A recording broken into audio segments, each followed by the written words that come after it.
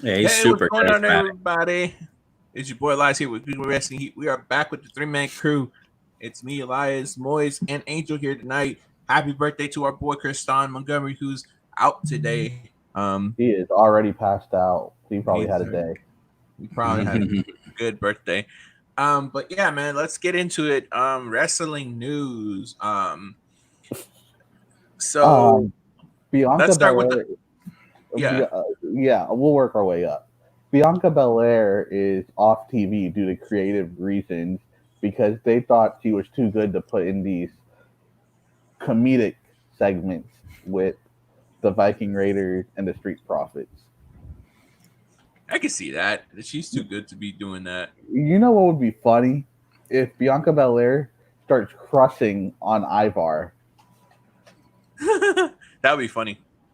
Not like super into him like the Lana thing, but like just starts crushing on him. Like he is cute, Montez, or something like that, you know? Yeah. Um. All right. Reportedly, with AJ Styles getting traded to SmackDown, it's reported that Dolph Ziggler got traded to Raw as part of the pick of the trade. So that's another one.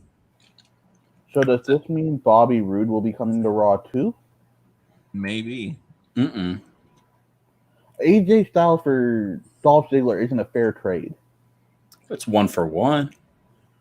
They're all superstars. Yeah, but no one touched on. But what about that trade earlier when Alexa Bliss and Nikki Cross went to SmackDown and we never got the draft pick consideration? Not yet, because there hasn't been a draft yet.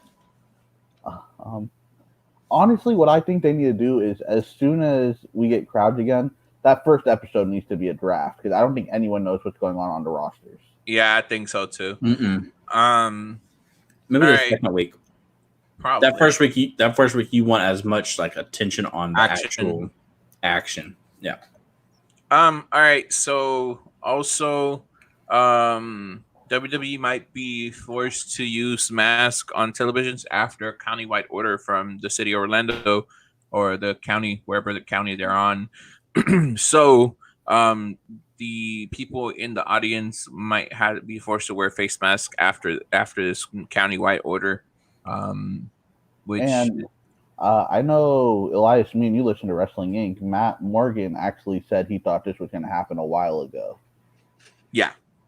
Because he's like, there's too many people running around his city because he's the mayor of Longwood, where they're not wearing masks. And just to say, WWE tapings got stopped on Tuesday. Because one of the developmental guys tested positive for coronavirus, so they just picked up today, and they're taping Raw and SmackDown for and this this was a Meltzer report, but when they finished SmackDown, this was a Meltzer report. But I don't know how true it is. It was a total clusterfuck, and there was no leader. There's no locker room leader, basically. There. Yeah.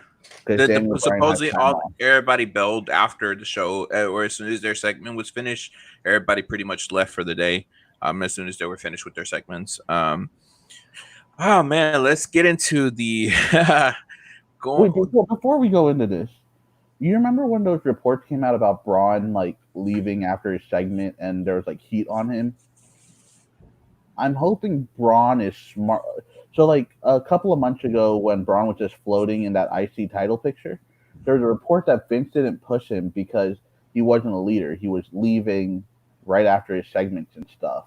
So, if that's true, I'm hoping Braun at least got smarter when they put the world title on him and is sticking around.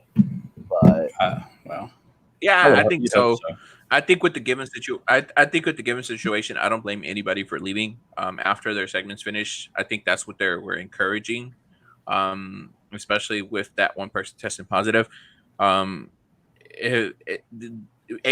and WWE have to be careful with this because even though they do both companies do test their people for temperatures and make sure that they're getting tested for COVID, anybody can catch it. So It's a dangerous situation for both companies, even Impact as well.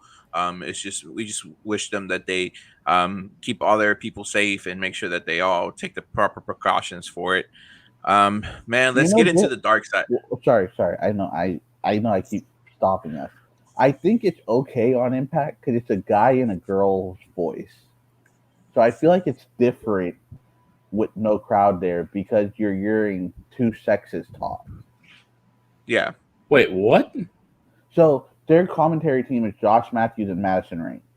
I think it's it feels like I don't notice the no audience there, but I feel like it's because, well, first of all, they have natural chemistry because they're married. But second of all, I think it's also because it's like a guy and a girl's voice. Like I didn't notice it in NXT when they had Beth Phoenix on. When they first had the no audience, because you're two different types of voices, you know? Like when Jericho was on AEW and like but they still had some sort of audience, like I would never pay attention to the audience because Jericho is so damn good. With this, it's that there's two completely different aspects. Like Madison Rain knows every knockout working, and Josh Matthews has been there a long time to where he knows like every wrestler working. So yeah, now we'll get into dark stuff. Gotcha. Oh man, let's get into the dark side of the news today. It sucks to talk about this, but there's been allegations brought up against a couple of wrestlers and producers and owners or presidents of certain companies. Jordan Devlin is being investigated. David Starr. Yeah, David Starr got basically blackballed from the industry.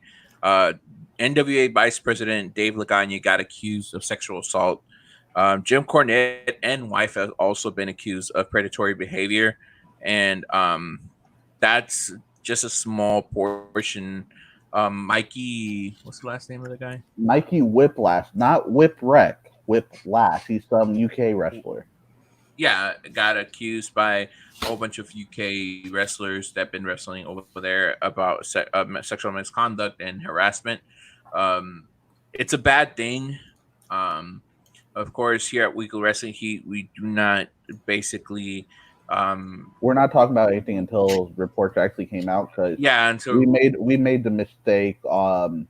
It was before I was on Weekly Wrestling Heat. On Ringside Hookah, we talked about the Enjo stuff, and we kind of got into we realized Enjo was proven innocent by the city, which is why we're not getting into these allegations because this new Twitter account that popped up, Wrestling Exposed or whatever, they still have Enjo on that list, even though Enjo is proven innocent. Yeah, so it's a whole list of wrestlers that have been accused of harassment, sexual assault, and other things. Until proved basically innocent to proven guilty, but it's still harsh allegations to bring against somebody if it's true. Of course, it's bad. We do not support that kind of behavior where we expect all wrestling people to act professional. If it's true, this is like a new day in wrestling because you basically got that Me Too movement in wrestling. If it's somewhat true, then still it's a good thing because the women that were harassed or abused are coming out. So we do need women to speak up when something like this happens, and hopefully with the women speaking up, this will happen more on a timeline where I don't want to report it after it happens, not just hold the silence until they feel that it's correct to come out. We encourage everybody to speak out if something like that happens. It's the right thing to do. Don't feel that you need to hold it in just because you're scared of getting blackballed or getting talked about. This stuff is a serious matter. So, these people have been accused of it. Until further reports come out, we are just leaving it what it is. It's allegations. Regardless, it's heavy allegations, and they could probably, a lot of these guys are going to lose their job because of it, and rightfully so. If you did it, then you deserve to lose your job. So that's the dark side of the news. Either way, let's get on with NXT and AEW. So let's get on to the positive stuff. NXT was really good. Yes, it was. I feel that AEW entertained me as well. I'm looking forward to watching it. It feels like these past couple of weeks, AEW has been really entertaining. But as far as action and wrestling goes, NXT has been the better programming. NXT's been to SmackDown, AEW's been to Raw. That's what I will say. Yeah, like AEW's had more entertaining segments. NXT's had that wrestling. Yeah. So, all right. So we get a highlight of basically what happened last week. Then we go into the NXT Tag Team Titles match: Breezango versus Imperium. Favorite moment of the match, well, even before the match begun, was Breezango's mocking Imperium's entrance as Emporium. Also, really, really coincidental that both the tag team title matches were on at the same time. Yeah, really coincidental. I thought I like this match. I like how there was no finish because In the Share came out, and then Oni Lorcan and Danny Burch came out. Which honestly, this is probably gonna go to Fatal 4-Way competing against Fyter Fest. But yeah, Oni Lorcan and Danny not Fyter Burch, Fest, but that next episode that big episode they're gonna do of NXT. Yeah, well, I think they're gonna have some counter program in the Fyter Fest as well because they announced the Adam Cole match for the Fyter Fest weekend, right? Yeah, one of them. They announced the winner of next week's match between Johnny Gargano and Finn Balor will face Keith Lee, and then I think it's a triple threat. It's a triple threat for the North American title, and then the winner of that match faces Adam Cole for a winner take all. The winner takes both the NXT Championship and the North American Championship. What? Yes. I think there's gonna be some sort of whoever wins is gonna get knocked out. Whoever wins is gonna get knocked out by Karrion Kross. That's what I think is happening. Yeah, there's easy way. Yeah, there's no way. There's a swerve coming with this one. I could tell either that or Karrion Kross comes out and destroys everybody when that winner take all match happens. But don't you hate that? Actually, I would love to see that with Karrion Kross. NXT doesn't like putting their wrestlers in multiple segments. Karrion Kross has a match next week against Big Boy. Bronson Reed. Yeah, but what I'm saying is that this match is probably gonna go the winner take all match is the one that's gonna get disrupted by Karrion Kross. Well, that's what I'm saying. He has a match earlier, and NXT doesn't like putting wrestlers in multiple segments. From what the winner take all match happens in 2 weeks. No, winner take all match is in 2 weeks. Adam Cole 2 weeks. Adam Cole match is in 2 weeks. That's what I'm saying. That's the winner take all. Oh, I'm talking about the triple threat. Triple threat is. I don't see that getting disrupted. I see the winner take all versus Adam Cole for both the North American and the NXT Championship getting disrupted by Karrion Kross. But the reason, I think Moise and I are about to say the same thing, so I'll say it because I'm more cynical than Moise about NXT. With the reasoning most likely being because of how Fyter Fest was announced, and that's what you kind of alluded to, is it's kind of ironic that they're going to start setting up these things right before Fyter Fest. Why would you want a match that's a winner take all to be interrupted? Because that would that takes away viewers and makes them want to watch. Because it'll probably, if it happens, it's got to happen early on, I would assume, in the match. It's probably going to happen. If you wait until the end, that would make me leave the show thinking, God, I didn't even get to see a winner. Personally. So NXT goes over AEW. So if they pinpoint this, if they make NXT has 5 more minutes, yeah. So if they pinpoint this right, they can have Karrion Kross come out, has the person, whoever it is setting up for the finisher, and go after Adam Cole. Yeah, but I'd still be upset. And that made me want to watch week 2 of Fyter Fest instead. I kind of agree with Angel here.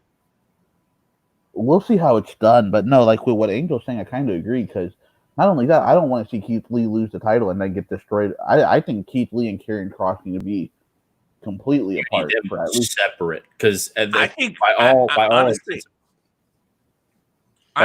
think Finn Balor's going to win this one. So you think Finn Balor's taking the North American title? Yeah. Well, I think his storyline has more to do with Priest, no?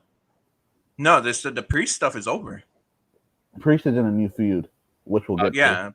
No, that sucks because I kind of liked how they ended at the In Your House. Well, you know, someone flattened Damian Priest's tires. So, you know, Priest is mad. So we'll get into that. Of course, after the match, so Imperium did get the win with the DDT to retain. After the match, Bivens comes out, checks on Gubar and Singh, and they basically go to Imperium, basically raising the titles on stage while Lorcan, Birch, Breezango look in the ring, and it just basically goes into in the share trying to fight Lurkin and Birch, and Bivens talks him down from going into it. Then we go into the next segment where Tom Phillips interviews Double Team Dream. Dream gets handed a picture drawn by Dexter Lumis, and basically Dream says he's a solo act. He's not. It was just a one-time thing, just returning the favor for a favor. So that's basically what happened. The picture is both of them holding the tag team titles. Yeah. Wait, what? What's up, Chris? So Dexter Lumis is hiding behind the couch that Velveteen is being interviewed on. In the middle of Velveteen's interview, you see this painting drop down from Lumis, and Lumis goes back behind the couch, and Velveteen sees this painting of him and Lumis holding the tag team titles, and he's like, "I'm a solo act," and walks off. Dream said that? Yeah. So then we see afterwards, then we see Damian Priest arriving, and then camera grinds can be seen in the background. Then it goes to commercial. Afterwards, we get Damian Priest versus Killian Dane, which I think was a pretty good match. Both guys showed power moves. It was a nice flow match. Afterwards, Damian Priest gets the win when he hits the Reckoning for the win. Afterwards, we get we get a basically a recap from Tom Phillips, basically showing what happened last week when El Hijo de Fantasma revealed himself to be Santos Escobar. And they say that they're going to basically they're going to change the history of Lucha Libre, and it starts Raul Mendoza looks like a stud in a suit. He really does. Him and Joaquin look. Because they're really small, but in the suits they look like henchmen. They look really good. I was kind of skeptical about this, which I liked, like how the kidnapping went, how the storyline built up to it, and now that they're shown and that they're known as the Legado de Fantasma, I'm enjoying it. I like it. I guess that's just divisive me because of the Mexican wrestling. We need more of that on TV though. That's why I like Lucha Bros so much. That's why I miss them a lot on AEW. That's why you're a big Angel Garza fan too, right? Also because he stole my name. Mm-hmm. There you go. Also, we get coming back from the break. We say Killian Dane, footage of Killian Dane. Dane is making his exit when he spots a Robert Stone just leaning there, looking horrible. Dude, this guy's like hung over on the plexiglass, and Killian Dane just slaps it, and he falls over. That's fucked up. It's funny. I didn't mean to curse. Sorry. Afterwards, we get the match between Xia Li and Aaliyah. Aaliyah comes out, drags Robert Stone to ringside. Basically, this match made Aaliyah look really good. Basically, we're seeing the unification of Robert Stone and Aaliyah. Hopefully, I want to see this. So this match ends with Robert Stone getting on the apron and talking crap to Xia Li, and he throws up all over her. And Aaliyah rolls her up for the 3 count. On NXT, a guy threw up on someone. Yeah. Oh my! Don't tell me y'all like that on NXT. That was I like Robert Stone. Dude, Robert Stone's that guy whose girlfriend just left him. I liked it. It was cringeworthy. Way more than. Oh, that sucks. He was hungover, so plays with the whole him being hungover and stuff. There's better. You could do something else other than. Oh, that sucks. That kind of bugs me. That bugs me to hear that's on NXT. I thought it was actually kind of stupid too because Jaya Lee can actually get down. I wish he would have just like stumbled into the ring. Jaya Lee kicks him in the face and then gets rolled up. There's that would have been a better fit that are better. Because Elias, up until this, they built Jaya Lee up as a fighting woman, you know? Yeah, they did, and I mean, she had the advantage for most of the match. It was just that distraction was the thing that helped Aaliyah win the match. Well, yeah, I'd get rolled up too if someone threw up on me. So afterwards, I'll do anything to get out of that match. So afterwards, we get a video package from Timothy Thatcher, basically talking about the first day of Thatcher's Catch Can wrestling training, where he basically throws a lesson out on the Fujiwara armbar, and basically that's just basically him talking for the segment. Then we go into you don't see any of the students. No. And then we get, which I thought was my favorite portion of the night. The Undisputed Era taking Bobby Fish and Adam Cole taking Roderick Strong to therapy. Who the person that was in therapy was actually Kyle O'Reilly dressed up as a therapist, which is actually pretty funny. They start talking about what happened with his traumatic experience, and they do the ink block test, and then and one of the ink blocks, he's like, that's Sir Loomis, and then they throw it out there like, all right, let's go to the next one, and then they like show the last ink block page, and he's like, flip it over, and it was like, he's like, that's the trunk, so he starts going off, and Kyle O'Reilly's like, wait, I think I know what the problem is. He's like, you need to face the trunk. It's like that was his medical evaluation. You need to face the trunk. And then basically they go to outside where they're trying to put Roderick Strong in the back trunk of the limo. And he gets in at first, he's like, no. They're trying to convince him, and then all of a sudden he just takes off running. Yeah, Roderick's like, I'm ready. So they let go of him. Walks towards the trunk and just takes off the opposite way. That's good. Run the stop sign too. Yeah. So they're like, all right, we got to go get him, and that's how the segment ends. Afterwards, we get a confrontation between Keith Lee and Adam Cole. So he basically says that he's like, he doesn't care. Anybody can get it in a sense. And then he basically picks up the hour. League, it basically throws the hourglass on the floor. That Keith Lee is going to be carrying across his next victim. Yeah, and then basically Adam Cole storms off all mad, and then Lee says TikTok and walks off, and they go to commercial. Afterwards, Adam Cole comes into the ring. After commercial, Adam Cole comes into the ring, brags about being champion for 381 days. And then basically he brings up the fact that Cross beat Ciampa, but he's still not worthy to get a title shot. Then he addresses Keith Lee. Basically says that Adam Cole says that he was the greatest North American champion. And maybe he has his eyes on Lee's title. Says that he wants to hold both titles. Then all of a sudden Keith Lee comes out. They have big words. Then Johnny Gargano comes out, says basically mocks the cool moment between Cole and Lee. Then afterwards, he basically talks about Gargano says that he has a victory over Lee. Then Lee throws out, "How is Candice?" and basically throws him under. He was like, when I picked up Candice last week, she whispered to me, she's like, "This is the most action I've ever gotten." That's fucked up. That's funny. And then afterwards, Finn Balor comes out. Like, then afterwards, Finn comes out. Finn comes out and basically he's like, "Hey, I've had titles all over the world." He's like, "I'm coming for you." Basically tells Keith Lee that he wants him, and then all of a sudden, William Regal comes out and announces the triple threat for the North American title between Balor, Gargano, and Lee for next Wednesday. The winner will face Adam Cole July 8th, episode champion versus champion. Winner takes all match. Everybody basically looks around and nobody does nothing. And then that's the end of the segment, which was pretty entertaining.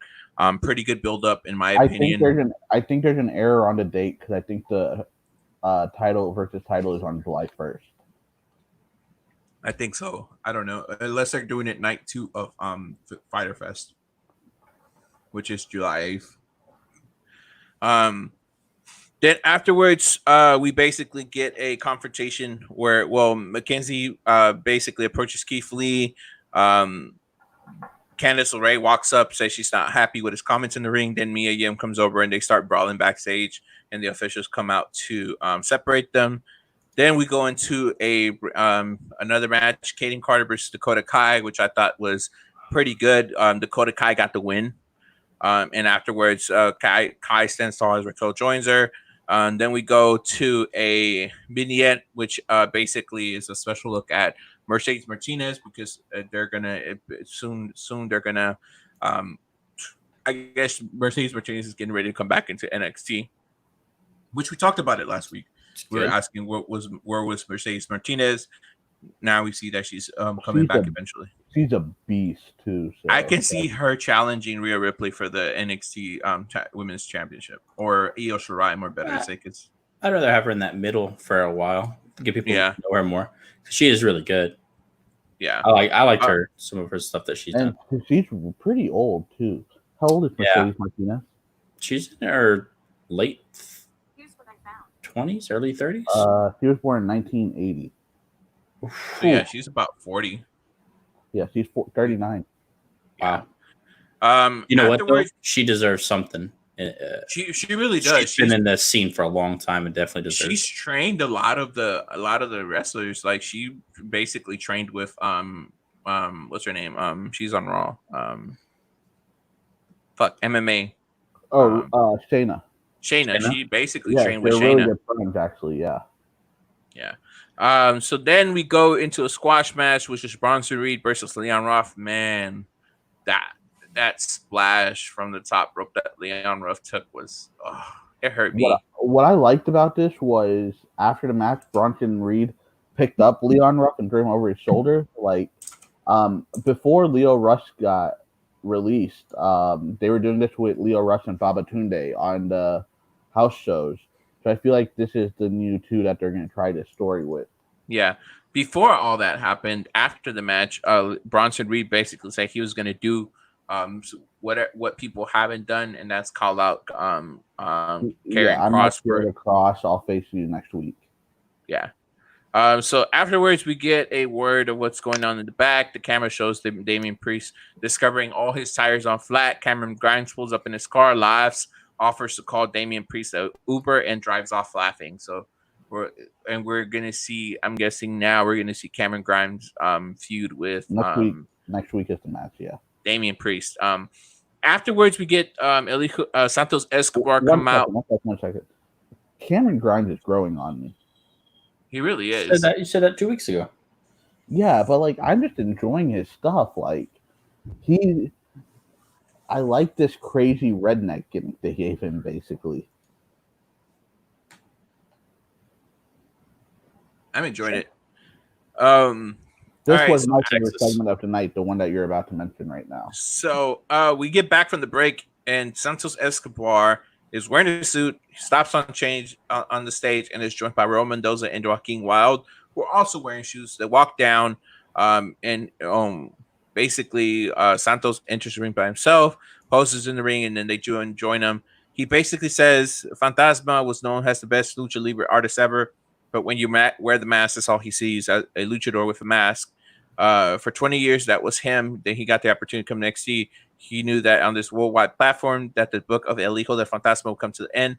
He recalls out his dad, El Fantasma, told him growing up that he would be a leader. Basically, he tells Wild and Mendoza that they're going to be leaders because he's the leader of leaders, and they're going that together they're going to leave a legacy. Then Drake Maverick comes out and interrupts, basically says that Escobar fooled him and he's got more heart of the brains, and then he runs into the ring and attacks Escobar. They try to stop him, but then Maverick basically rocks both Mendoza and Wild. Then afterwards, he goes outside and keeps attacking Escobar. Afterwards, they overpower him, and then they get on top of the little platform, and then Escobar puts Drake through the table with a Phantom driver. Dude, but misses the table. Like he lands on the table, like, but Drake Maverick landed straight ass spine first on the concrete. Yeah. That's a botch, no? Or did he mean to do that? It seemed like he jumped when he said it fell, basically. Yeah.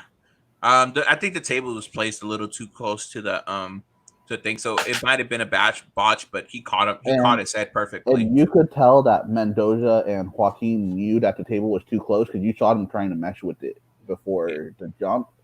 Yeah. And then you see Drake Maverick get stretchered out after commercial break. Jake Atlas is like, we'll get our revenge. So we don't know who the third guy is going to be. And I know last week I said it was going to be EC3, but this week after Moose won his title match, EC3's music played on Impact. Yeah. But EC3 wasn't there. I'm pretty sure he's there. He's gone. I think the third person is going to be Isaiah Scott. That's stupid. I think you need to elevate this title. So you need to get someone who's like an established name in NXT. Like they don't even have to be a cruiserweight as their third guy. Who though? They do if it's a cruiserweight title. But this feud isn't for the title. This feud is for why the hell are you beating the hell out of Drake Maverick every week? Yeah, it's gotta be someone we don't expect. Yeah, it probably will. I think Swerve is kind of a letdown. Like, I don't know who you could put in there, but yeah. We'll see. I have no idea who they're gonna pick afterwards, but hopefully they pick somebody good. Then we go into the main event of the night, which was Shotzi Blackheart and teaming with Tegan Nox versus Sasha Banks and Bayley. I thought this match was really good. A good way to end the night. This was a really fun match. Sasha looked money. Hit like the Meteora to the outside of the ring on Shotzi. Shotzi looked really good in this too. Your favorite. Yeah, which I can't stand her, but she looked good in this match. Ended with Shotzi rolling up Sasha, Bayley turning it around, Shotzi getting caught in the bank statement and tapping out. And then all of a sudden, Sasha and Bayley are celebrating. They're like, we run this. Io Shirai runs out, beats the hell out of both of them, throws them out of the ring, and says, this is my ring. I thought it was a good way to make Io look strong and basically dominant. Has the champion and basically standing. Especially because he won the title from Charlotte, so it's like, this was Charlotte's ring. Now it's my ring. Yeah, and that was NXT in a nutshell. Before we go to AEW, I want to talk about some quick Impact notes. I think Angel will enjoy. So I talked about the Moose stuff. Ace Austin's $1 million too. Him and Eddie Edwards had a great match. I don't like the Madman Fulton pairing with Ace Austin though. But Madman Fulton, you don't know who he is. He was in NXT. He came out and helped Ace Austin. It was whatever. But Johnny, do you know anything about Johnny Swinger? That sounds like a name I should learn about, though. Johnny Swinger was in the original ECW. Then he was in WCW as a job guy. He's a job guy in Impact who I think he's more of a producer, but he's like hilarious. So him and Chris Bay are going to face Willie Mack and the Diener cousins, and they don't have a third partner. The who cousins? The Diener cousins. They're like rednecks that live in Canada. That's their gimmick. Diener? Like Diener. Okay, with a D. Diener. Yeah. I'm like, the bean? That's the other. What? No, not Diener. So all of a sudden, Swinger's like with Chris Bay, and he's like, so Swinger's gimmick is he's stuck in the 80s. Like, he thinks everything's still territory. Chris Bay comes in. He's like, "Did you hear about this match?" That's he's like, good. So he's like, "Did you hear about this match?" And he's like, "No, smarten me up, kid." And so he's like, "We need a third partner." So Swinger's like, "Oh, I got this. Do you have one of those, mobile devices?" And he's like, "A cell phone?" And he's like, "Yeah." So he gets on the phone and he's like, "Yo, I'll get you some rich ass if you come here, meaning some ass, and I'll get you a quick payday." And whoever he's talking to, he's like, "What do you mean you're on a 90-day no compete? You get paid to sit at home for 90 days? You didn't do that in the territory days." Impact with the shots at WWE. Yes. And it was hilarious. And at what point of the show is it? Because I'll watch this segment. I want to say this was like right towards the middle of the show. Yeah, it was like in the middle of the show. What does he look like? Johnny Swinger, like legit, look like if you think of an 80s jobber. So I'll notice. Yeah, you'll notice the segment easily. He wears jubas and bandanas. You'll know. Oh, God, I don't want to start watching Impact. I already got too much to watch. One second, I got more to say. One second. So a couple of weeks ago, he said he was going to face a young buck, and when he came out, he was like, "And my opponent, Mike Buck," and it's this 80-year-old Georgia wrestler. And he's like, and everyone's like, "Who the hell is Mike Buck?" And he's like, "This is Mike, the original Young Buck." It was like an 80-year-old guy, and it was great. You know what? You know what's cool about that is I'm sure those guys could care less about them saying Young Buck. Mm-hmm. Whereas you can't even say Billy Gunn on AEW. You know what I mean? That's because the name is owned by WWE and they're using it for monetizing. Pretty sure the Young Bucks own their name. No, the Young Bucks own their name, but that's what I'm saying. Young Bucks said they loved their time in Impact. They hated their time in WWE. They hated their one or two tryouts for WWE, but they loved it. Yeah. So, by the way, I'm sure you've watched. Have you watched their like squash matches they did? They were on TV for some squash matches. Oh no, but I watched their stuff on Impact. No, on WWE. I think one of them was the Big Show or something, but I have to go rewatch. There's a couple of. And then I think Nick. So what's his face? But the Young Bucks also, like, the thing is, Tommy Dreamer has a good rapport. Tommy Dreamer and Conan have a really good rapport with everyone. Yeah, everyone respects them. You know.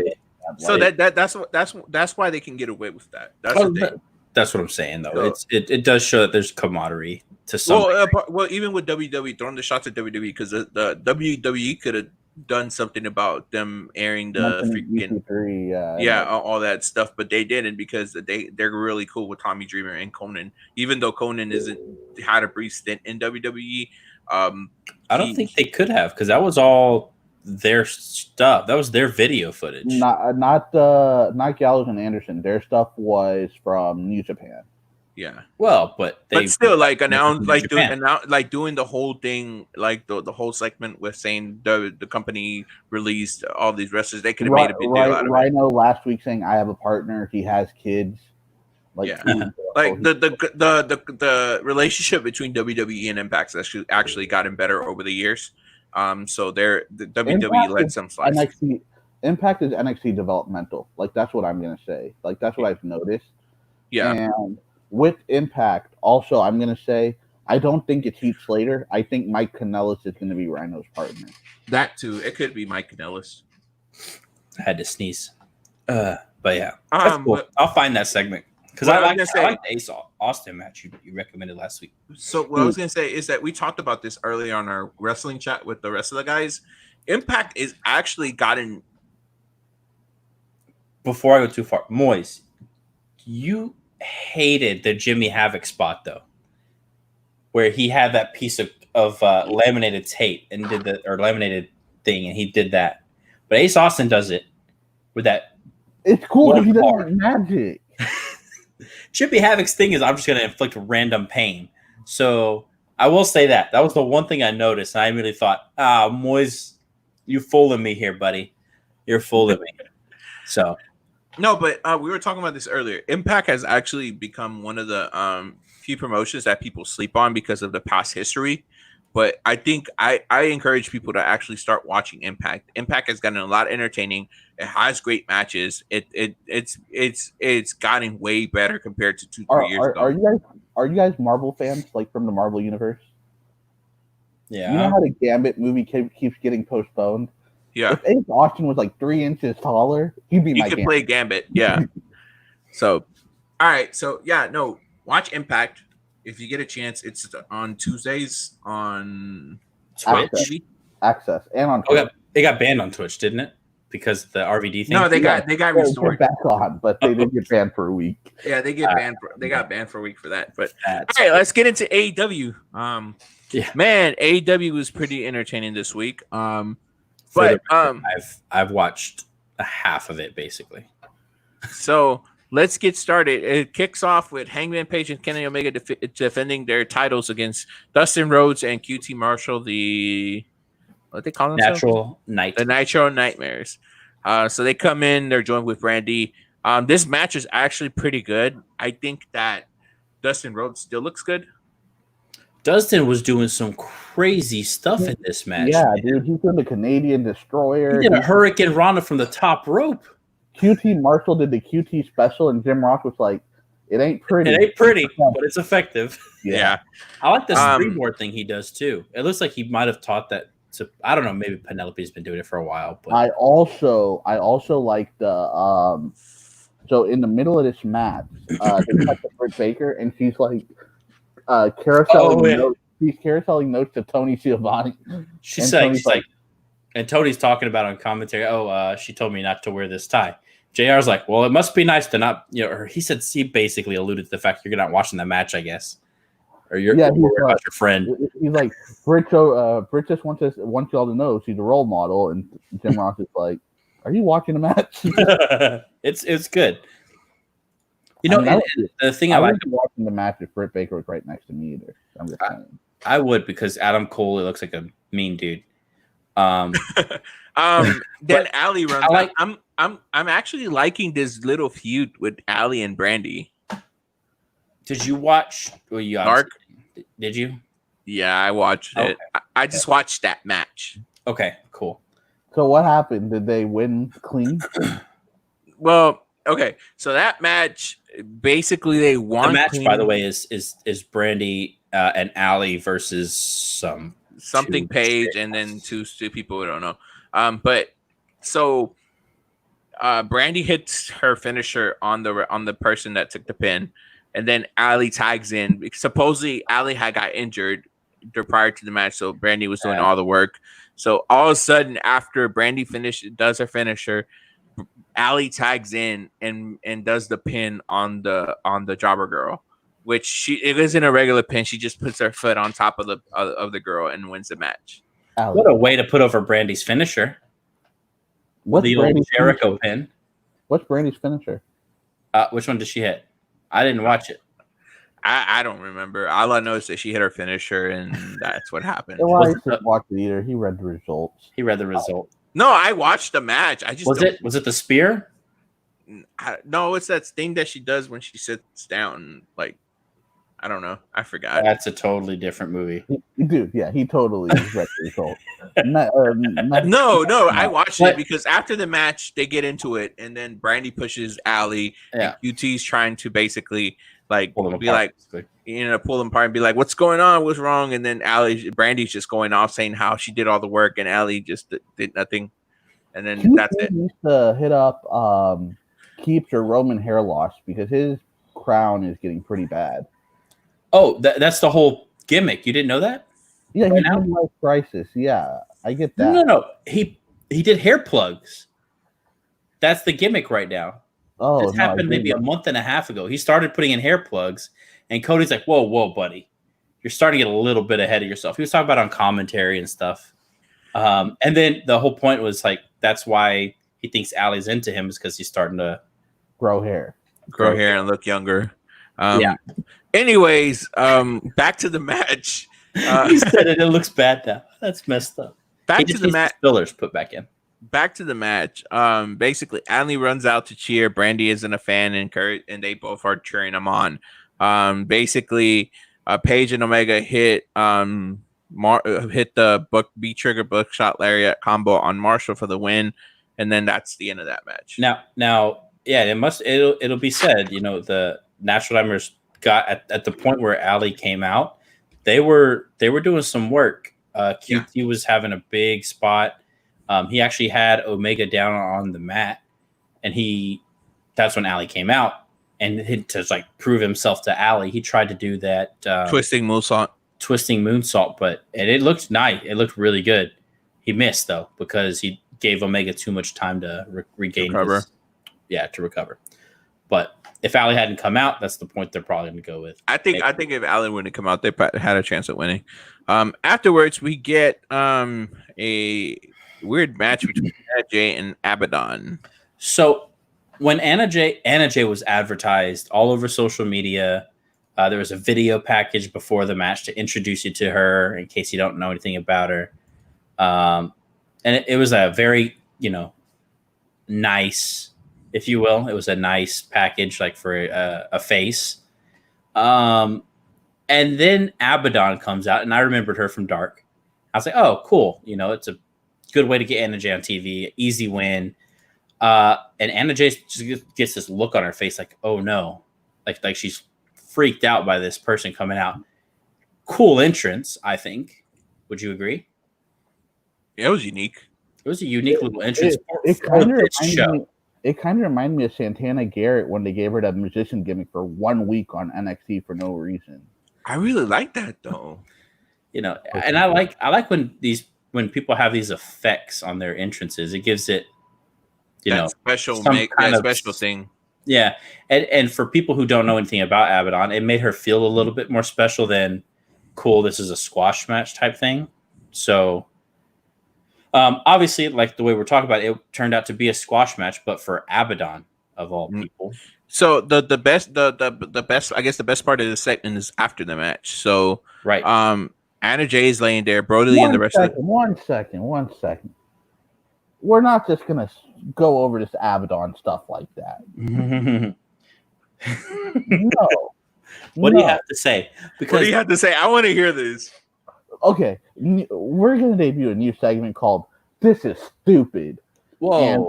We should have talked about that on the throw up then.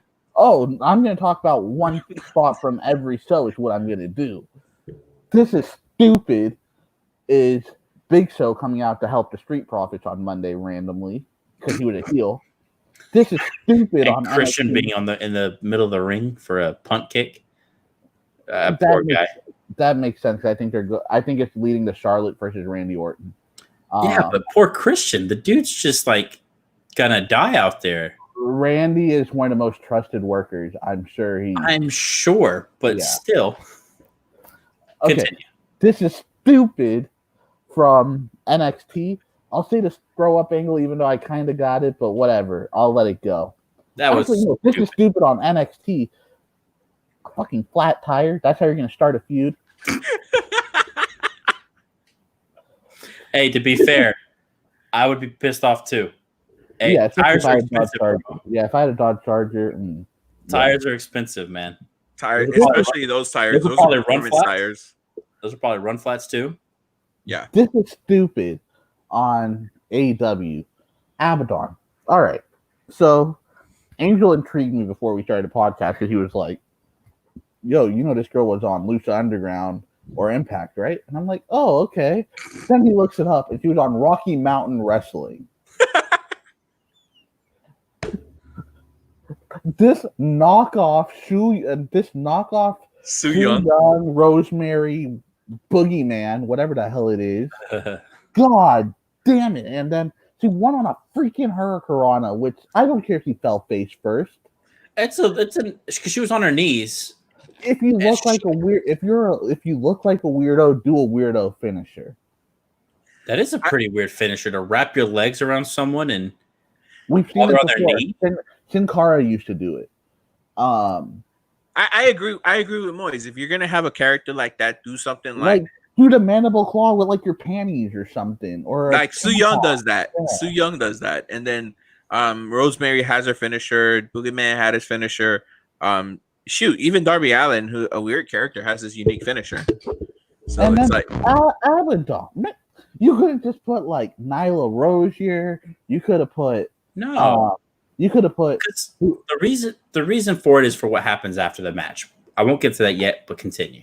But okay, Colt Cabana lost to Sammy Guevara when he got recruited, and Sammy's still a good talent.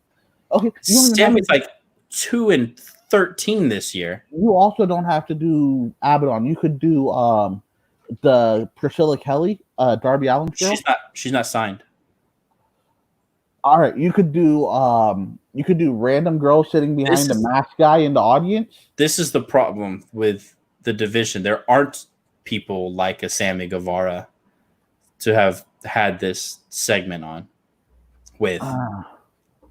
They're still building the women's division. I have positive hopes for that. And what about Bea Priestley?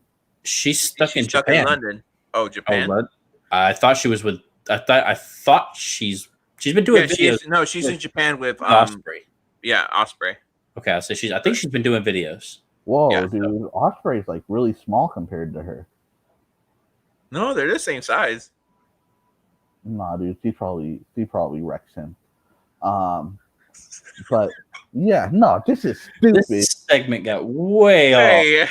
All right, back to the segment. So here's the cool part about this. You're in Atlanta. You're at a wrestling hub. You could find someone else. They're in Jacksonville. They're in Jacksonville. They found her in Denver, actually. Just the same way like Miranda was in the Houston and Corpus show, or the Corpus show. They had Ricky Starks later from Austin. Yeah, I wonder who found him. Sammy. Well, yeah, probably. All right. Anyways, so this whole story, the whole thing is after the match. This was not what we expected, which is what I liked. And you aired an Anna Jay promo right before the match to get me caring about her. Exactly. So now you care about her. So now you're like, no, don't. Okay. Do. So what happens after the match? Let's get back to it. After the match, Brody Lee and the rest of the Dark Order come out. Grayson gets in Private Party's face, has Uno hands an envelope to Cabana, which has offer from Brody Lee.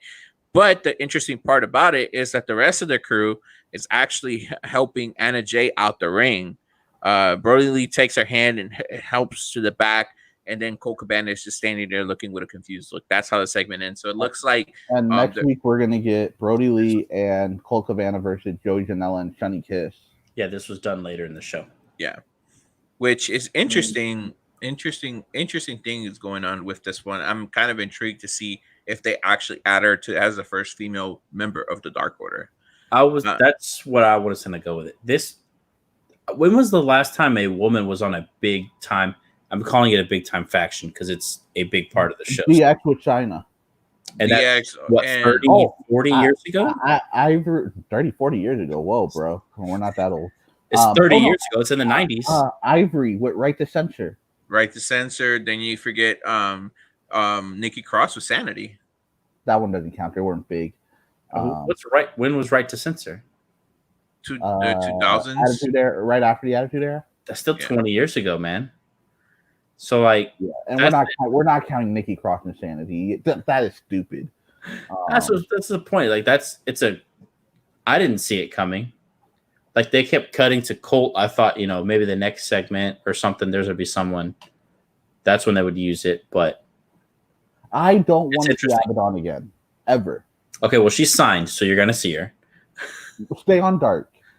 I think that's where she'll be for a while. She's only been wrestling for a little while. We spent way too much time on Anna Jay versus Abaddon, but we all love Anna Jay here. So next we go into the segment between Billy and with Austin Gunn versus MJF versus Wardlow. MJF with Wardlow. This match was pretty cool. Like, Billy is still $1 million in that ring. Yeah. The match ends basically Wardlow does a distraction, throws MJF the ring, and then MJF hits Billy with the right hand to the face, tucks the ring in the tights, knocks Billy out, and covers for the 1, 2, 3. Basically after the match, Jungle Boy didn't appreciate what MJF did, starts talking trash, and then MJF and Wardlow start brawling with Jurassic Express. Basically, was broken up by the wrestlers ringside. Which and we'll finally get my match that I've been wanting for the last 5 months since the stupid coronavirus hit. Well, this is also they semi-announced it before. What, MJF versus Wardlow Well, versus it was supposed to be at Blood and Guts. This was supposed to be a couple shows I think after after the Corona stuff. Yeah, got mentioned. the same time it was going to be the same week they were going to have Death Triangle versus Best Friend in the street fight. Mm-hmm. So we're finally gonna get the battle of the big guys, which is Luchasaurus versus Wardlow next week. I'm excited for that. I don't want either guy to lose. I hope they're just screwy finish. I hope so too. I really do. You've got to have Wardlow win, surely. And I want. You know, if what I had to pick, I'd rather see Luchasaurus win. No, I think Wardlow should win too, but I would rather than build this up, go outside the ring and just beat up all the jobbers that are the lumberjacks. I wonder. Well, it's pretty safe there because they all get like legit tested, but from an outsider's perspective, they might not like that look. They had to have gotten approval from everyone to be okay with it, obviously. Yeah. And I think AEW's already been recorded for next week too. Yeah, I think so too. Afterwards, we get a Alex Morvez talking to Chris Jericho and Sammy Guevara, basically talking about the attack on Orange Cassidy. Basically, Guevara says they beat him to a pole. Jericho says that they're going to do the same thing to the best friends, and they could get a crack at the tag team titles. Afterwards, we get wait, this is stupid. Okay. You already had this is stupid rant. No, you'll like this one. You've got two beautiful women as your backstage interviewers. You've got Jen Decker and you've got Diamond Dallas Page's stepdaughter. And Dasha Gonzalez. And you got Dasha. Dasha is ring announcer more so. No. She's Spanish commentator also. Why okay, I don't care. Why the hell is whoever the hell you said interviewing Chris Jericho? Marvez? Probably because it was pre-recorded and you know what it should have been because you're character building here? It should have been Diamond Dallas Page's stepdaughter, and Sammy Guevara should have done the hit me up on her afterwards. Well, then you think he's a prick because this face turn is coming. It's going to make him that much more likable. Those two are, they're probably not there. We saw her last week. Well, they might not be there for this week. That's stupid. No. Anyways, we go into... No, you're a hired talent. I'm going to say she was there. What should have happened was Sammy should have done the, hit me up. And then, because you're turning Sammy face. We all know this is happening. It is. It's going to be a very slow thing, I think. I think it's not going to happen as quickly as you think. I think it's going to happen at Fyter Fest, to be honest with you. You think it's going to happen this month? Basically. I think Matt Hardy, he's going to shake 30 days. He's going to shake Matt Hardy's hand after losing. He's going to get made fun of by the Inner Circle, and they're going to turn on Fyter Fest. Well, it's going to start at Fyter Fest, the actual full swing face turn of Sammy, because they eventually are going to pair Sammy up with Matt Hardy. I don't think it's going to happen that soon. We'll see. But anyways, we get a segment with Tony Schiavone talking to Britt Baker ringside. Basically, Tony tells her that Hikaru Shida will defend her title against Penelope Ford at Fyter Fest. And Britt Baker isn't happy why he came down and tell her. Basically, he tells her that she tells him that they're in a fence timeout. Baker tells Reba to drive her out of there. And to her surprise, Big Swole's in the driver's seat, says, "Where to, Doctor?" This is what we asked for last week. We want funny character development for Big Swole. We want character development in general for Big Swole. This made me laugh. This is what I want from her. And then they drove off, and Baker screaming afterwards. That was funny. But it shows Big Swole has a personality. Yeah. That's why I liked it. Yeah. It's cool. So afterwards, Cody and Arn Anderson head out for the challenge. Basically, they basically Double A says that he knows Cody. He says he knows Cody believes he could be Hager, but he also says that timing is everything for someone who can face Cody. So Cody can hone his skills. And then all of a sudden we get Ricky Starks coming out. Homeboy is a stud. Ricky Starks is a beast. Good look. I've never heard of this dude. Good looking dude. Me and my pops were watching. My dad's like, that guy's a star. You wait. And so Cody obviously is putting people over indies. I actually met Ricky Starks back in 2016 when he was first getting in, not first getting into the industry, but he was already in the industry as a beginner. He was pretty cool. He had a pretty good match. And I saw a couple of things that were funny that I'll talk about afterwards. I can't say here. I read this online a long time ago, and it's very true to this day.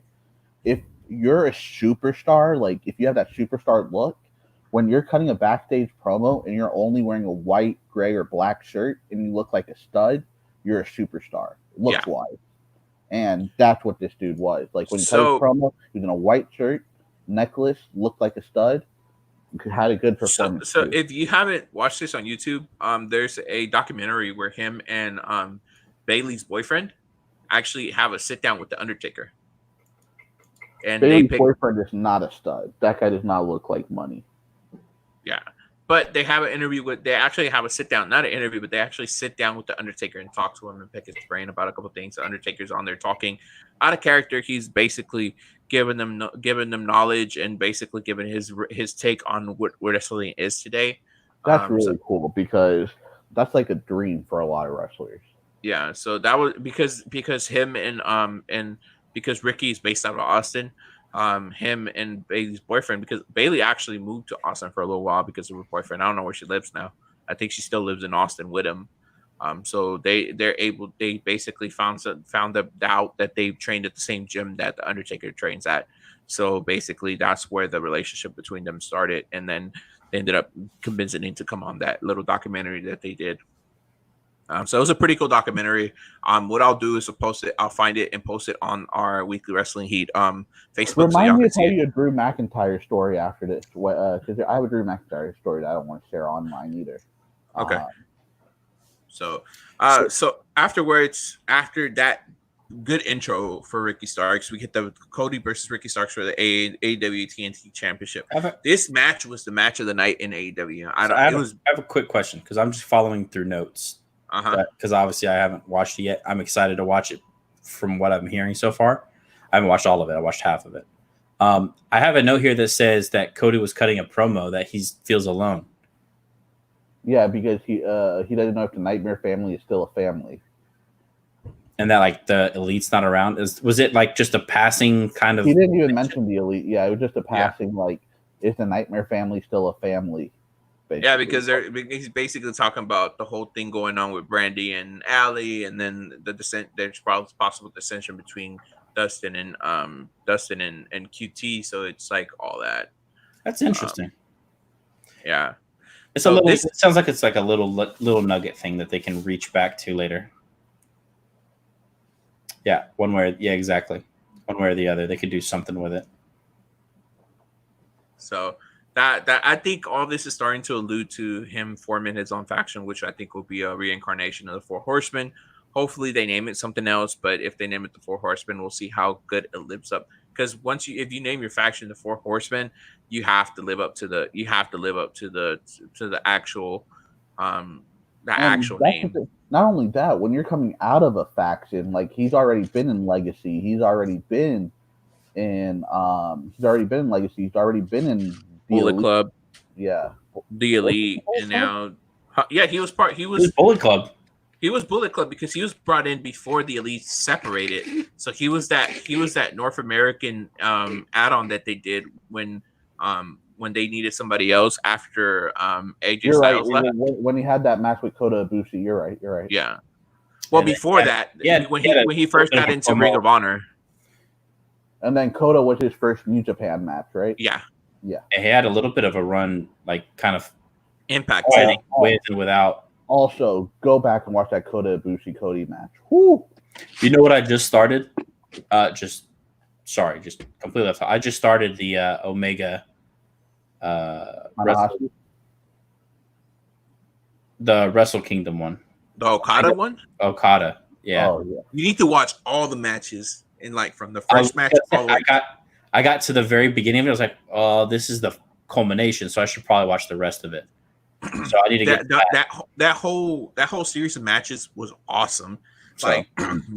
Like this is weird coming from me, but this is the first time I can actually say I agree with Dan Meltzer when he gave them the rating on all of them. On all of them. I'll have to. I'm really interested. I need to watch them because like the best match in my opinion was that 60-minute draw that they had. You muted yourself a little bit there. My favorite match was the 60-minute draw match that they had. Okay.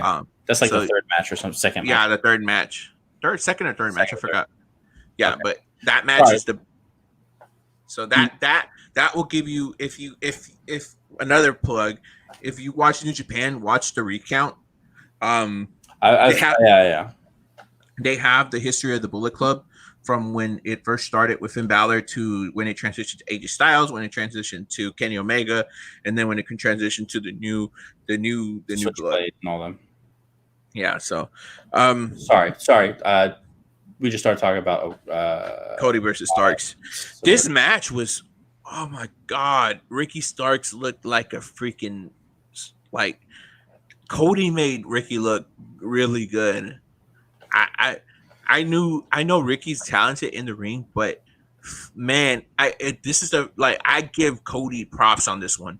He made Starks look good, even though he came out winning. And Arn Anderson actually interfered a little in this. Yeah, that too. So since you haven't watched it all the way, we'll just go to the finish.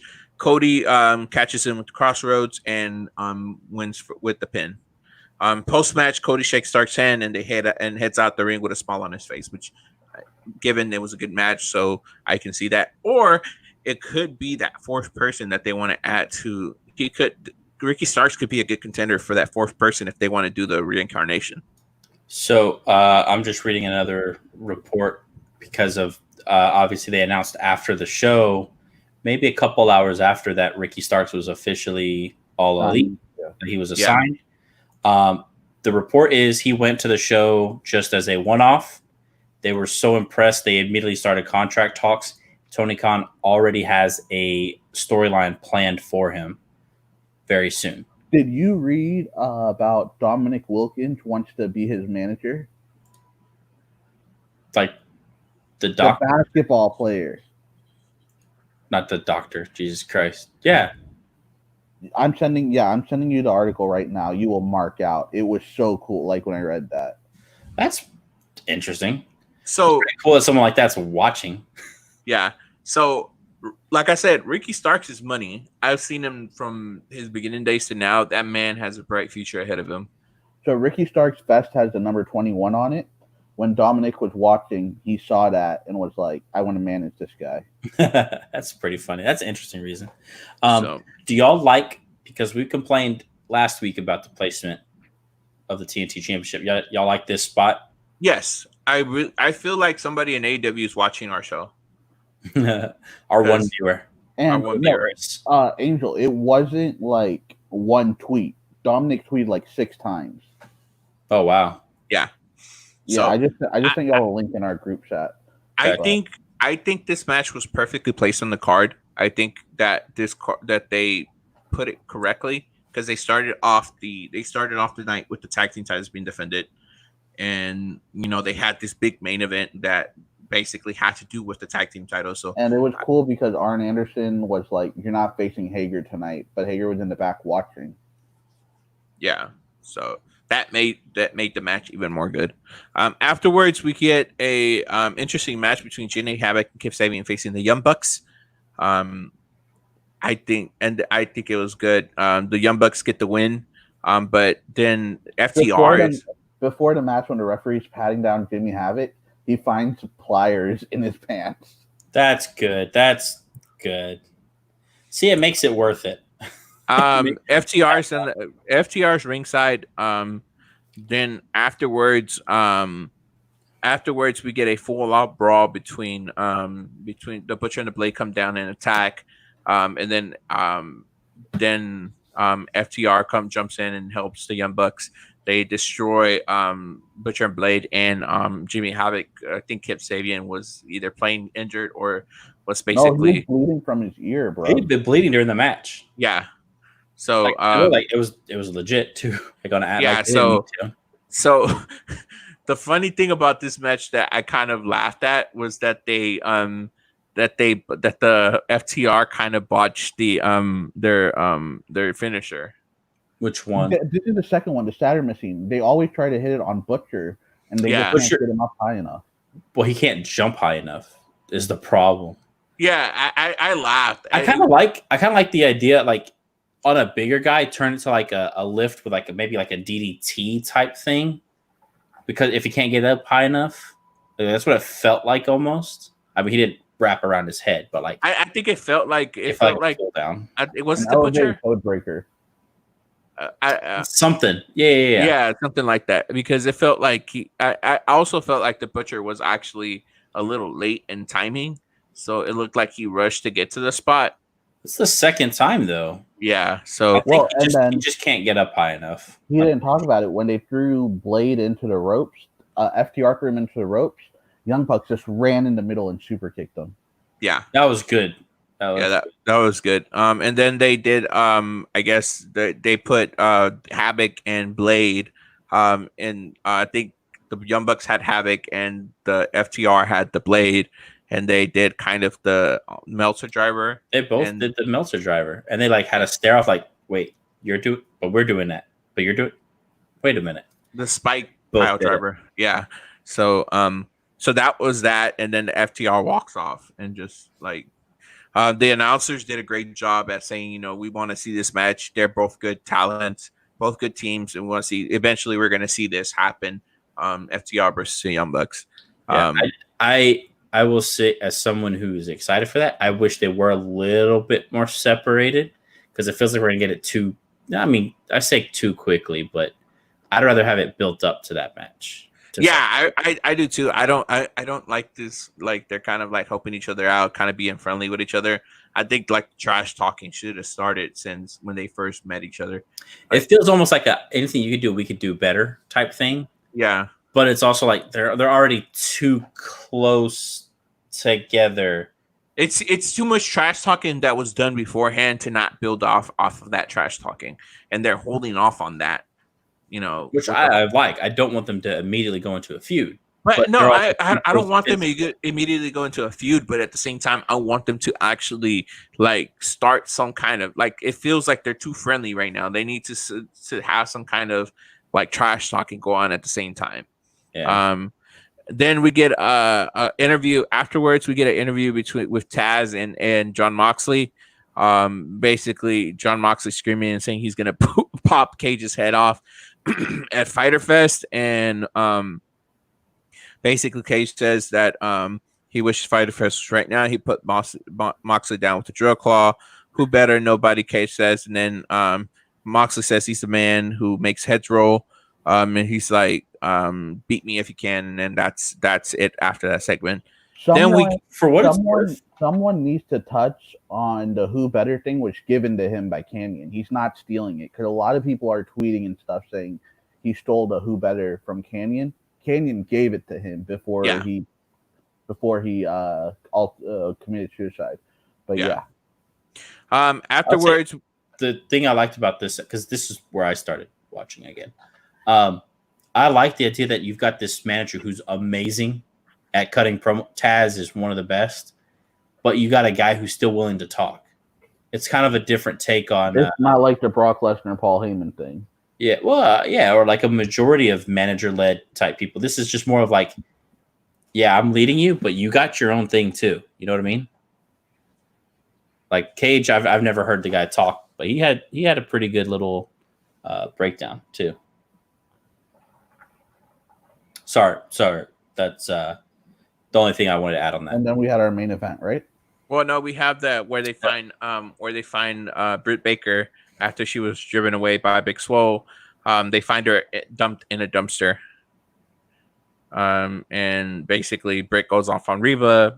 Baker fires her, and then Baker rehires her and tells her to get her out. Then Baker asks where Tony is. Reba reminds him that she put him on a friend timeout. Then Baker says, "Get him on the phone," and then basically, the end of it. Basically, Baker tells her to get out the dumpster. I like that she goes. Wait a minute. Why are there cameras? Why is there lighting? Like, it's a good question that, like, we think of it, but we also just like, it's wrestling. Like, for her to bring it up, she's like, and then Reba goes, well, I wanted people to look good when I'm rescuing you. It was just, it's good. Baker's. I think we're gonna get Reba and Big Swole at Fyter Fest, and that's gonna lead to Britt Baker and Big Swole down the line At some point. Yeah, Baker's coming up with some cool stuff. I'm sure people are helping her out too, but like, it seems like everything so far she's doing is just always a hit so far, which is really cool. And I think Baker's growing into that heel role pretty good. So I think she has Adam Cole to thank for that too, because Adam Cole is a great heel too. So she gets tips. I'm pretty sure Cole gives her a lot of tips too. Then we go into the main event, which is Sammy Guevara and Chris Jericho versus the Best Friends. The winner faces the tag team AEW World Tag Team Champions at Fyter Fest. This match was actually surprisingly good in my opinion. I expected this to be a squash match. Pause. This is stupid, and not the match.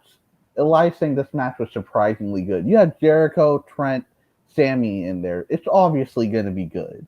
Trent is, to use a Moy's term, money. I've loved Trent. I was expecting. Okay. Let me say my reasoning why. Yeah, because you were expecting Jericho and Guevara to go over. You said this. Well, no, I was also expecting the Inner Circle to come out and beat them down. 100%. You thought Jericho was gonna go over here on the Best. I did. To take away the championship opportunity. I think it's a cool way to have built them up even bigger. And remember last week I defended Angel. I was like, nah, Jericho's gonna put him over. It was actually on Monday. It was actually when we did the recording earlier this week when you did Jericho's gonna put Jericho's gonna put Orange Cassidy over at Fyter Fest. You think so? I don't know about that one. I think so. Think he will. I think he will. I think Sammy's gonna cost Jericho by accident. Oh, I don't like that. I don't like Jericho dropping that far. That's almost a little too far for me. For my life. But you built the next feud. You built Jericho Sammy out of it, and Jericho can win there. Again, I think you hold that off until there's more fans because you want that pop for the baby face finally coming out over his, boss, if you will. Mentor, yeah. I think you need to hold that off a little bit longer. We'll see what happens, but yeah, I think OC is going to win, bro. I think so too. But anyways, this match was pretty cool. I think, just to point out, Jericho has more to lose than Orange Cassidy does there. So I just don't think so. Obviously, we're gonna have a separation when we make our picks. Are we doing Fyter Fest picks? Yeah. Yes. Okay. Also, cool spot in this match. Trent gets thrown into Pineapple Pete. Oh no, I can't stand that guy. Bro, I can't either, but I told you that promo, dude. He's got something. Yeah, a lot of nothing. Yeah, but you hate great talent. We get this. Yeah, I can't stand who. Joey Janela is going to beat Brody Lee and Colt Cabana next week. No, he's not. Whatever. All right, so I know you're not a fan, but don't you think it should have been another tag team because you're kind of introducing Sonny and Joey Janela? They've wrestled before. You just haven't watched it. Oh my god, dude. No, Dark doesn't count. Anyways, this match actually... Can you back me up on this? I don't really care for both of them, so... Sunny Kiss and Janela? No. Good. Or Brody Lee and Colt Cabana. Well, here's the thing. I like Joey Janela. I just feel that AEW is dropping the ball on Joey Janela. Joey Janela is better than what they're making him out to be in AEW. He's not an Omega-like talent, but no, he's not. But he's better than what they're making him out to look like. He's definitely a Trent talent. Yeah, there's no way he could fight like Trent. Dude can wrestle. You need to see his matches before AEW when he was in the Indies. Like even reporters have said it. Joey Janela was money before he went to AEW. Right now, it feels like AEW's dropping the ball. Who was the dude Juice Robinson on Fair Start Reality back when that was a thing. He was a big fan of Janela, and that's how I got into Janela. And yeah, dude, Janela's had some good matches. All right, continue with the match. All right, so this match goes back and forward. Jericho gets into it with a ref. Things breaking down. People batting on the floor. Basically, Grabar uses the bat on Trent. Goes for the shooting star press for the 2. Grabar gets thrown to the ropes. Cameraman bumps him, which distracts him, and Trent's able to get the pin for the win. Afterwards, the camera guy makes his way on stage. It's revealed that it's Orange Cassidy. Orange Jericho is basically looking like kind of like, what the fuck? Cassidy takes the shirt off, and then he takes down Jericho and starts basically going off on him. And then Cassidy lands a big Superman punch, knocks Jericho out the ring. It looked like he broke his face on that. Yeah. His Superman punch is awesome. It really is. It's not Roman level, but yeah, it's very good. I agree with that one.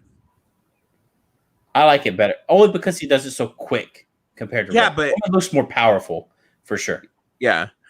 Basically, then they announced that it's going to be Jericho versus Orange Cassidy at Fyter Fest, and as the show closes, Cassidy does his signature with his little jean shirt on and the glasses, and then the best friends come in for the hug, and that's how AEW went off the air.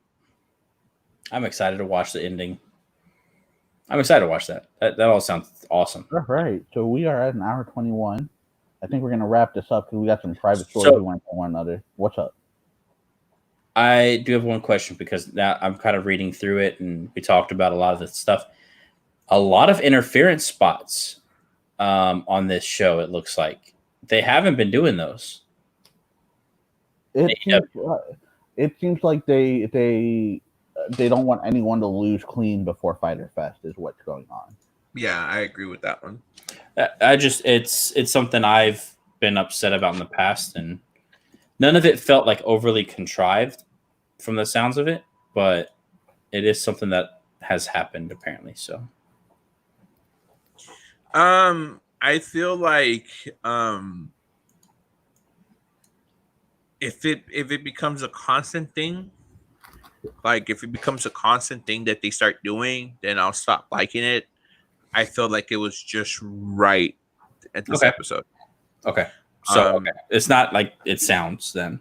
Yeah, no, the interference spots were minor, but you weren't like they were with reason, like with the Orange Cassidy spot, with Arn Anderson, with Penelope Ford jumping in as well. They're like necessary spots to change the momentum of the match itself. Okay. Cool. But in my opinion, and I think we said this at the beginning of the show or before we started, I felt that NXT had the better wrestling show as far as entertainment wise. AEW had the entertainment aspect down. It's really good to catch wrestling on Wednesdays now. I don't care about the ratings because I know that the ratings are those ratings that they get are not accurate because of the fact that a lot of people don't watch. We don't watch. I only watched NXT parts of it live, and then I went back and rewatched it. So I know for myself, speaking for myself, I go back and rewatch AEW the next day. And a lot of people do vice versa. So it's like the ratings are kind of like a clusterfuck because you don't really know who's really watching at the same time. Because those rewatches you get rewatches the next day or afterwards or either or. So that stuff's not taken into account. Even with WWE Raw or SmackDown or Impact, the ratings matters to a certain extent when it comes down to the network getting network time and not losing your spot. But at the same time, as far as the wrestling comes down, it really doesn't matter what the ratings say, honestly.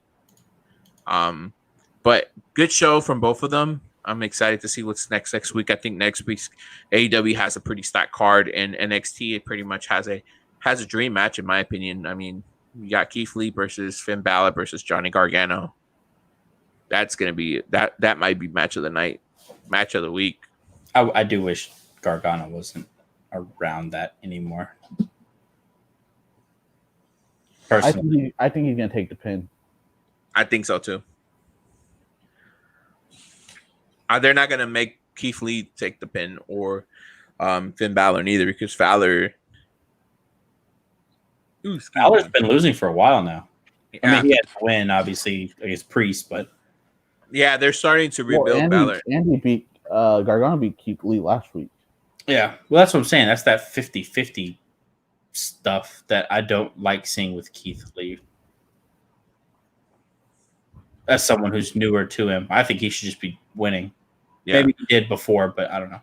Anyway, we're way over time. Yeah, so all right, man. Drop us a like, drop down in the comments, let us know what you thought. Follow us on our social media handles. I am Mr. Laredo, Moise H91, and Average Wrestle Fan. Tune in next week and another episode covering all the action that's been going on Raw, SmackDown, AEW, NXT, and Impact. We're going to start adding Impact slowly because I feel like we need to spotlight them a little bit more. But yeah, from everybody here at Weekly Wrestling Heat, we are out. Peace.